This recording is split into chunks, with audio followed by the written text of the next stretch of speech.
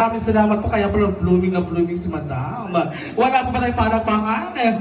At eto na nga, ladies and gentlemen, let's have another take two, or another move, preparing by Alvin Kim Christian. Here we go. Galing nga mo, sir. Ayan na, ayan na sinasabi.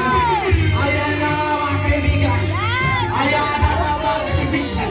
Sige na, Diyos. Sige na, panabaran mo ka. Sige, sige na, sir. Ayan, diretso lang. Akyat, up, tayo pa, sir, tayo. Hawakan sa ulo si Mrs. Kumar. Hawakan sa ulo. Tayo. Ayan, hawak sa ulo. Tayo, ayan, sir, ayan po. Ayan po, akyat po kayo, akyat. Hawakan sa ulo. At mapapagiling po kayo. Come on. Sige, sir, mapapagiling. Ay, naman. Igiling mo ba?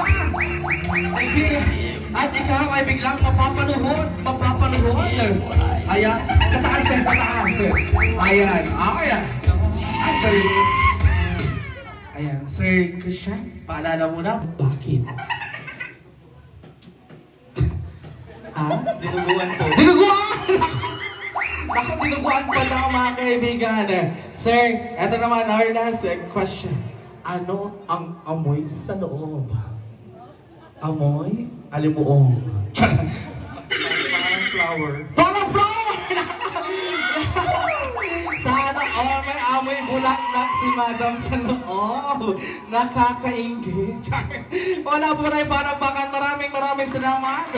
Of course, our bride, Sandra, ito naman.